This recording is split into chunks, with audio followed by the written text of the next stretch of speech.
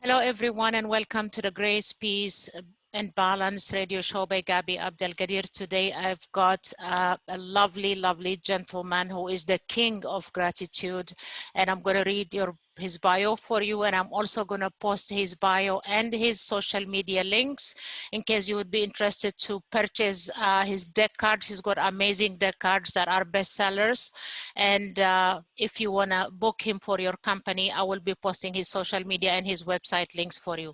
His name is Scott Colby. After an eye-opening experience in Guatemala, he says, during which he witnessed firsthand the power of gratitude even in poor living conditions, he launched Say It with Gratitude, which helps companies grow their business by having gratitude as a core value. In addition to delivering his message of gratitude around the world, Scott promotes the power of thank you notes. He leads gratitude adventures in the wilderness and developed the Grateful Deck, which is what I was talking about, a card game consisting of questions that spark meaningful conversations. We're going to play a couple of games of those. Scott, welcome to my podcast. Gabby, I am honored to be here. Thank you so much for reaching out and inviting me. And I want to introduce to the audience, we've got another gratitude lover here. I know. Mia is always with me, so I'm glad she could be a part of the show. Yeah, I know. Like there is a love story going on between those two. I tell you, she's like Mia is like the best. She's always in every meetings we have. She shows up like that. So Yeah. love it, love it. Yeah. So Scott, tell me a little bit about yourself growing up first before we get to how you got to the gratitude stuff. Sure. So growing up, let's see, I grew up in Northern Virginia, Fairfax, right outside of Washington, D.C. Okay. With a mom and a dad and a brother and a sister. I was the youngest of the three kids. Okay.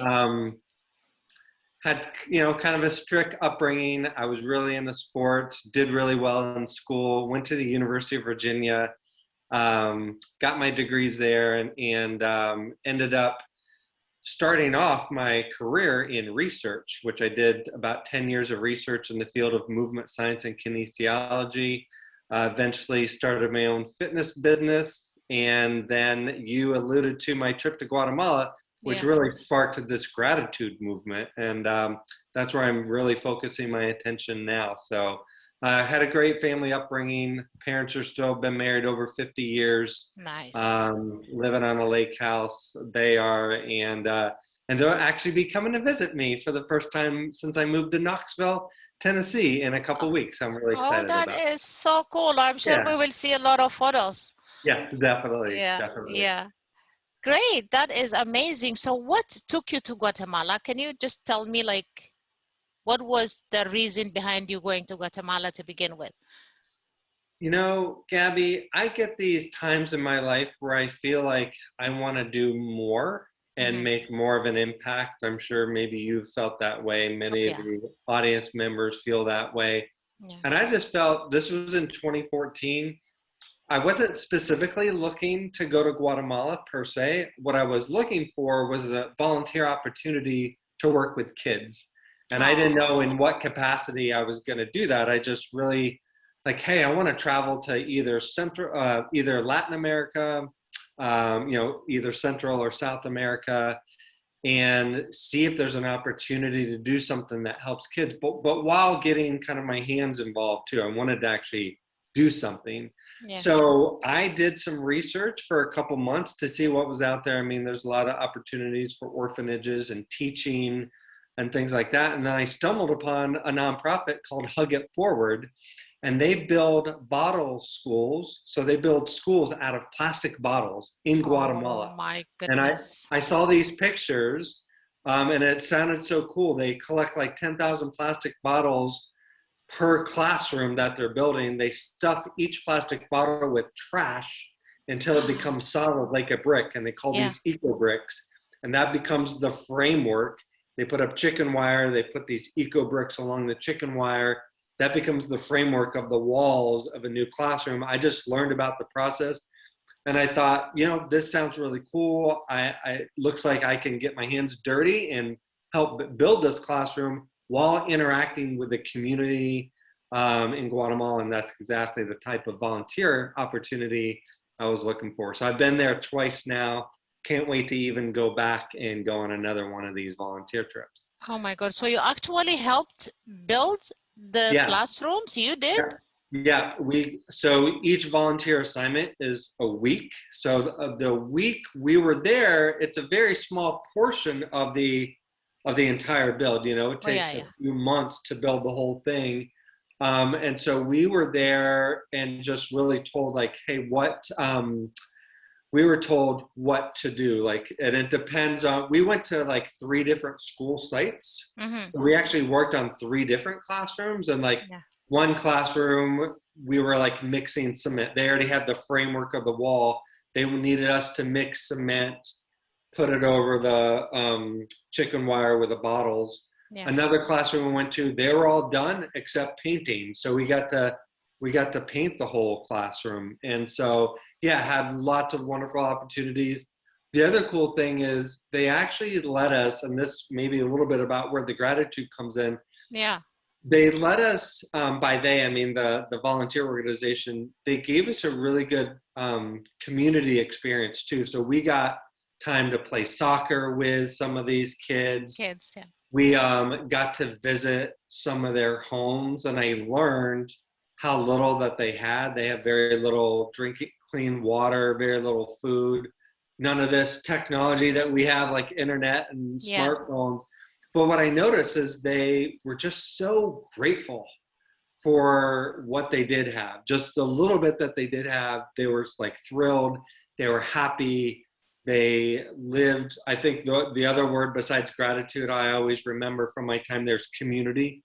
They're just really a tight-knit community, and I love how loving they were. And I was like, I want more of that in my life. I want more gratitude. I want more community love, and I want to be happier in life. So I really took that back home with me and try to implement it in my life, and now spreading it to other people in companies and schools. That like sounds incredible. I would really love to see some photos of those schools made of like plastic water bottles. Like I would love to see photos of that. I'll That's show you those. incredible. Yeah. And so you came back. Which one did you work on first? Was it the deck, the Grateful Deck, or did you start with the Say It with Gratitude, like presenting to companies? Yeah, so Say It with Gratitude, which I launched in 2016. So it was about 2 years after my first time in Guatemala. When I launched the business, I thought, like, what is something easy that I could maybe create and help spread the movement? And for me, the first thing that came to my mind was thank you notes. And I mentioned, you asked me about growing up with my family. Yeah. My mom and dad always instilled the habit of saying thank you and writing thank you notes to relatives to thank them for gifts for Christmas and birthdays and things like that. So I thought it would be cool to create a line of thank you notes, but what if the artwork for the thank you notes was drawn by kids in Guatemala? I wanted to get these kids in Guatemala to be involved somehow. So I was able to partner with a nonprofit that helped facilitate getting drawings from kids in Guatemala over to me, and I turned those drawings, the best ones, I turned those drawings into thank you cards that I packaged up and sold to the public, sold to companies, and then I donated a portion of all my sales back to the charity that builds schools. So I wanted to have this kind of this circle of good I was trying to create. So that came about in 2016 and 2017 to kind of mixed, mixed results. I think I'm a great creator and idea person. I'm not, I could use some improvement in marketing and business. So, that didn't sustain a living, but what it did do was kind of get my name out there a little bit as, hey, this guy practices gratitude. What else could he potentially help me with? I had a business coach at the time that encouraged me to write a book, which I eventually did, called The Grateful Entrepreneur, which talks about how to help companies use gratitude to grow their company. So, Gabby, if Yeah, you... that's news to me. I never knew about your book. Yes. I don't talk about it It's enough, not Gabby. even in your bio. Like, yeah, I need that. Okay, now the first thing I need to do today is, like, I have been meaning to grab a copy of the Grateful Deck. I need a copy of your book, and I will also need the link to your book. Is it on your website or on our Amazon? It's on Amazon. So right now, if you go to my website, you can download the PDF of my book. But if you actually want it on Kindle or physically in your hand, you can go to Amazon. Amazon. Okay, we need to add that to so that I could post it. Okay, go ahead. Yeah. Sorry, because I never knew about the book. Okay. Right. Yeah, my people that help me in my business, they would tell me to talk about my book more. Yeah. Obviously, clearly I don't. So anyway, so I had the idea of, like, businesses started to buy my cards. My mentor at the time suggested I write a book geared towards businesses and entrepreneurs, how they could use gratitude, such as thank you cards, to grow their business. It's a great tool for businesses to use. Yeah. From that book, I started to get some speaking gigs where I talk about leading with gratitude. So what I mean by that is, how do we appreciate our team members? I did some research and I started to learn that a lot of people don't feel appreciated at work. I certainly did it when I was in the corporate world. I mentioned I did research for about 10 years before I started my own business. I never felt valued and appreciated. And as I did more research, I learned that almost 80% of people that leave a job do so in part because they don't feel appreciated at work. So I developed a keynote talk all about leading with gratitude, how you can use gratitude in your company to not only stand apart with your customers, but to help your team be happier and more productive and want to actually stay there. So that's what I talk about now in a corporate setting, is how to create a culture of gratitude to actually help your team thrive. Yeah. And then during the pandemic, I know you mentioned my Grateful Deck. During the pandemic, I created this. Yeah. As the pandemic kind of went on for a few months, and I noticed we were going to be locked down, and I couldn't visit my family at the time. Yeah. And I saw that everything was remote. Yeah, how can we stay more connected? You know, we have more ways than ever to connect, right? Yes, with video and text and email.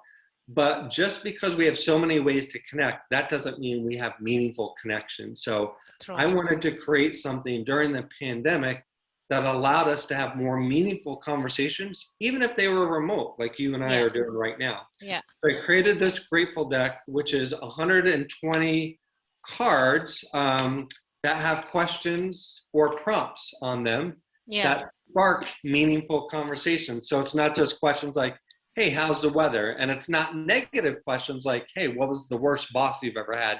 These are all designed to spark positive, meaningful conversations. And I've been using these with friends and family myself personally, but I've got a set that companies are using now for their workplace. Schools are using them with their students. And so I love it. And it seems to resonate with a lot of people as well. They try to stay connected. Absolutely. Can we try a couple? Yes. Yeah, let's do it. Yay. Okay, Gabby, so you're going to answer, right? Yeah. We can both answer. So, and Mia is going to help me. So I'm just going to pick a card at random. I'm not looking. Okay, you can go first. Okay. What piece of technology do you own that not everyone has that you are most grateful for? So a piece of technology do you own that not everyone has that you're most grateful for? And this ties in right with my story of the kids in Guatemala who don't have much, right? Technology, yeah. So, oh my God. But the problem is that everybody I know has a gadget. Yeah. The one that I mostly appreciate that not a lot of people may use, but they may, is GPS. GPS, yes. Yeah, like when I was in Los Angeles for 4 months, I don't know how I would have survived without a GPS. Me too. And I think I really, every single day, like I was saying, whoever you are who created GPS, I am so forever grateful to you, because we used to rent a car on a monthly basis, like month by month for the time when my son was working there. And sometimes we had to leave at 4 a.m. And you know, Los Angeles doesn't have a lot of transportation. Forget it. Mm, Like, mm. so I used to drive the addresses we used to get. I have no clue where they are. And then, so the GPS would take us from where we are to where we want to go. So I think that would be it for me, although a lot of people are using it now, but at least it was not that common. And yeah, I think GPS would, because everybody has cell phone, everybody has a computer, a tablet. I Yeah. think GPS would be it for me. Yeah, I use GPS all the time, and I'm like, gosh, like it wasn't that long ago that we were like printing out directions, you know. Yeah, yeah, And even before that, you're like looking at a map and trying to write things down. And yeah. yeah, so okay, so I'll draw another one. You want? Should I answer this one? Okay, yeah, you answer one. Okay, I'll answer one. Describe something that you would like to learn to do. Describe something that you would like to learn to do. Um, so I'm gonna, so I was gonna pan my video Okay. this way, not Mia. Mia's Uh-huh. kind of in the way. Right there on the wall Oh, is a ukulele. uh-huh. And, you know, Gabby, I'm gonna take us back to Guatemala for a minute again. Okay, okay. I went there a week early so I could just explore on my own before volunteering. Yeah. And there's a lake there called Lake Atilan. So it was about, so I stayed initially in a city called Antigua. That's like their touristy city. Okay. Then I took a bus to Lake Atilan, like an hour and a half away, and I stayed there for 2 or 3 nights. What I loved about my time there, in walking distance from the place that I stayed, was a hostel with a restaurant with all these travelers stayed there. And so I would walk over there at night to eat my dinner. And then the cool thing is, people stay, like, it was just strangers having conversations, talking about their travel while they ate their meal. And then there was, like, you know, guitar hanging on the wall. Somebody would like pick up the guitar and start playing music. So we ended up like staying there for several hours at night, just chit chatting, people playing music. And that really, it's a memory I won't forget because it was just such a good time without technology. Yeah. Just imagine somebody strumming the guitar while you're laughing, having a good time. Like, I want to make music. That's another way that I could maybe share a gift in the world to make people smile and bring people together. I'm always about kind of bringing people together and creating those connections. And so ukulele easier to travel with than a guitar. So I bought this ukulele a couple years ago. I've tried a little bit to learn, but I haven't dedicated myself, but it is on my list to really make that a priority, learn to play the ukulele and play in front of people and hopefully bring smiles to their faces. Oh, that is incredible. Oh, because I thought that is also something new I didn't know about you. Beautiful. Yeah, music always, you know, makes people happy, right? Like always. Yeah. Excellent. So, what would you advise people? How would you advise people nowadays that are going through a hard time? With all this pandemic, a lot of people have lost jobs. A lot of people have closed down businesses. And a lot of people are going through mental illness issues, depression, anxiety, and all that stuff. So what would you advise them to stay content and to stay happy? How Great would they question, do that? Gabby. Yeah. Yeah, great question. I think gratitude can be a tool that they can use that will help their mood. But gratitude can be a number of different things. And so when I teach people to use gratitude in their life, one of the things I recommend is to find what works for you in terms of being consistent with a gratitude habit.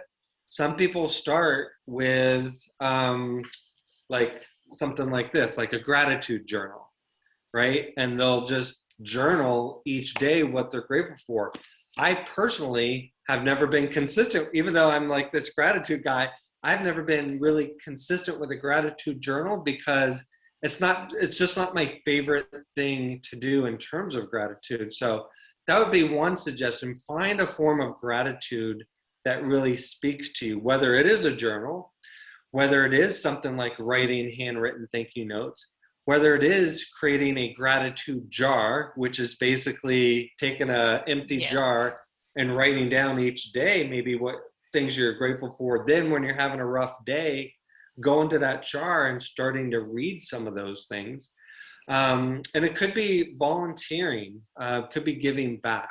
I was actually just doing a little bit of research because a direction that I want to go to help teach people to live a better life is actually how to use volunteering to be more connected and less lonely and live a happier life. So volunteering is a great thing that you could do. So I would think really just find something that really speaks to you that has a tie into gratitude. And the other thing, I think, Gabby, we're wired as humans to want to feel like we're connected and like that we belong to something. And so I always say people are our greatest resources. I know personally when my mood is low, I'll really examine that. And a lot of times it's because I haven't had any human interaction in a while. And so I would encourage people to have more human interaction, more connections, have a meaningful conversation with somebody. When you have a meaningful conversation with somebody, I think it can really, really change your mood. Like if you talk to a friend for the next half hour and just reminisce, and if nobody's reaching out to you, I definitely understand that. Sometimes I'm like, nobody's reaching out to me. What's going on? Sometimes you have to be the one to reach out. Just check in on somebody. Ask somebody how they're doing. And when they give you your answer, ask them why they said what they did. So they go a little bit deeper. You're going to create a connection point with that other person. Then they're going to probably check in on you. It's going to feel good. So those are my two pieces of advice. Find a method of gratitude that you love, that you can be consistent with, and then find a way to connect with another human as soon as possible when you're feeling down. And I think both of those can help. Yeah, excellent advice. And the other thing that I tell people is just stop watching the news. Yes. Honest to God, like the news is nothing. It starts with shooting. And then it continues with COVID, and then it's all negative. So that's one of the things. So I don't have TV now since 2019, no, 2019, 2018. I don't have TV, but even when I had before, I don't watch the news. In the evening, I would just spend like to relax after work, and this 1 hour I have a recording. I record like the funny stuff, like the games. Like I love like home and garden television, or like I like Steve Harvey, you know, that game show. It's only like half an hour, and when you record it, the good thing is you could just forward all the commercials, so it ends up being 15 minutes, so it saves you time. I used to do that, but then like we completely stopped. That's one of the things. And then like you said, the other thing is that I think a lot of people don't consider is volunteering. It makes you so happy when you're helping other people. Like I can't say I'm guilty because I was really working full time and running businesses at the same time, but at least in the neighborhood, all the elderly that I see, I always make sure I help them when they go upstairs, like they have grocery, they get, especially we have a lot of Chinese community in my area, and like they get surprised. And then I also, since COVID, the 80 and above, like I gave them my card. I said, if you ever need help, to go to a doctor, and if you don't have anybody to take you, which a lot of them are very lonely, Scott. So, and if you need grocery or if you need someone to pick up medication for you, just call me. This is where I live. They really get surprised. Nobody has called me yet, but I love these things. Like, you're right. Like, it makes you so happy when you have done something positive to even one person. Yes. Yeah. So I really like that. Yeah. Good examples and good reminders, Gabby, that you don't have to go over to another country like I did to Guatemala. Plenty of opportunities to help volunteer in your local community. So it's very awesome what you're doing. Yeah, thank you so much. Yeah, thank you. Because we have like the number of homelessness has like quadrupled since COVID, people losing their homes, losing their jobs. And even like if you just like help one person, buy them like lunch and a coffee, that is something good that you have done. Like, you know, yeah. So that is an incredible conversation. I really enjoyed it. Any last word? I have two questions that I ask everybody in my show that I'm going to ask you. Or maybe I should ask you first. Yeah, sure. Yeah. And then you can give your last word. Okay. So I always ask my guests and my show. So if you had to visit 3 countries before you die, 3 countries before you die that you haven't visited yet, but you would love to visit, which countries would they be? Oh my gosh. I know. Good question. So these are countries I've never been to? No, yeah, because you want to visit before you die. Like, you would love to go to that country. Like, you know, yeah. Well, I know this is a continent. I definitely wanted to visit South America. So I'm going to pick Peru in South America because I definitely want to do like Machu Picchu and see some of those sites. Okay. I'm going to say Belize. Okay. Because it is close to Guatemala. I know that, but it's just, I've seen pictures. It's a beautiful, beautiful beaches there. Okay. And it's largely English speaking, so I wouldn't have to learn a new language. New language. And, okay. You know, I've never been to Europe, which is crazy. I've never been to Europe. So if I picked one country in Europe, I don't know. I think Italy seems to be that, you know, just a combination of beauty and the food. I'm big on Italian food. That's one of my favorite type of food. So why not go directly to the source? Yeah. And I think Italy would be that one. Yeah, it has a lot of history too, right? Like, so, but yeah, a lot. So many of my guests' answers, the most common were Egypt and Australia and Italy. Oh, Italy, yeah. Yeah, Italy, yeah. We can all go to Italy together. I know, seriously, and you'll love it. Like the pizzas, they do it right in front of you, like in the stone. Like the pizzas there, they taste different than what we eat here. And even like the regular pasta tastes different than what we eat here. And and they're very charming people. While you're walking, the smell of the cappuccino and cafe latte like would invite you to just stop by. So it's a good place. You have to go.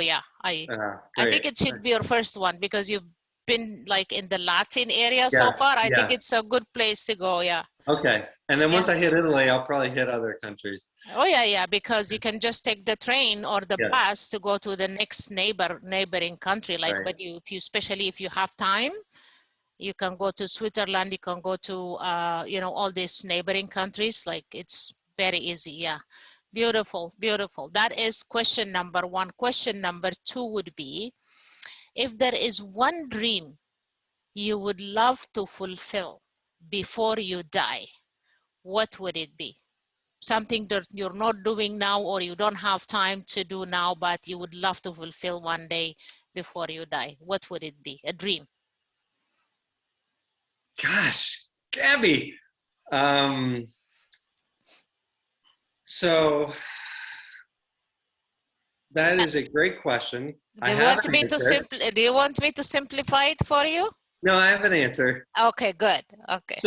So this is kind of a new dream, so what I'm going to answer, it's a new dream, and I'm not even sure if I do want to do this, but I'm going to throw it out there because I think speaking about it will help. I kind of have this idea of creating a community, almost like a campground. Okay. It's funny because I don't particularly like to camp in tents, but just think of a small outdoor area where there's maybe, you know, a group of tiny homes or cabins, and it's very That inviting. is There's amazing. I would rent a tiny home from you. yeah, there's fire pits, and it's just really promoting being outdoors, having conversations, maybe playing, the Grateful Dead, having delicious meals. There's a river or lake nearby, and you can use kayaks, you can bike around. Just this little outdoor space that promotes a small community, promotes conversation. I don't know exactly what it will look like, but Meditation, daily meditation yeah, retreat could daily be one meditation. of them. Yep. And oh my God, that is such a beautiful dream, Scott. Because I do these adventure trips I once a know. year. So what I'm talking about is a little bit different than that. This is almost like somebody can come just for the night, let's say. Yeah. And just maybe meet some strangers. Like I loved meeting the other travelers in Guatemala. So if I could maybe foster that environment where we've got travelers from a few different places coming together, and then the next night it might be totally different group of people. Group of people, Kind yeah. of that sort of thing, yeah. That So, is such a beautiful dream. You have to start visualizing it. You have to manifest this one. It's really beautiful. okay. You just I gave me will. goosebumps. Yeah, honestly, Yeah. like it's a Okay. beautiful dream. Yeah. Thank you. Cool. Thank you so much. It was such a pleasure having you, and I would love to have you again another day. But what would your last word be for our listeners and for our viewers? Sure. I'll give two real quick. One Okay. is so I read a book a while back called Flipping the Gratitude Switch. And Okay. the author talks about finding the awesome in any situation. So this is another way to practice gratitude. Really tough to do, especially during challenging times. Yes. You may be home alone and you've lost your job. The idea is, how do you find the awesome in that? What is the good about you losing your job? Super tough to do, but if you sit down and start writing perhaps and reflecting, you're going to start to perhaps see the good in whatever you're going through. Yeah. So that's one. The Excellent. other advice is something I like to say, and I need to take this advice myself as well. So it's a reminder for me. Find what makes you happy and do more of it. So for me, like I sometimes feel alone, or I'll get too involved with work and just overwhelm sets in. But when I really think about, okay, going for a short hike out in the woods makes me happy. So why don't I just leave my computer for an hour and do that? Yeah. And so it's, again, you have to really consciously think about that. But I love just that mantra: find what makes you happy and do more of it. More of it. We let life get in the way a lot of times, and we don't do what makes us happy. Yeah. So I'm there to challenge everybody out there to do more of what does make you happy. Oh my God, thank you so much. That was incredible. And I would love to have you again. Thank you so much. That is like an incredible conversation. You're such a positive inspiration, I have to say, and I am sure people are gonna love this, and they're gonna run and grab the Grateful Decks. Thank you for being on my podcast, Scott. You're welcome, Gabby. Thank you for having me. You're welcome. Okay, everybody, until the next episode, I will be posting all the information of Scott Colby, and stay safe, and wishing you grace, peace, and balance. Blessings.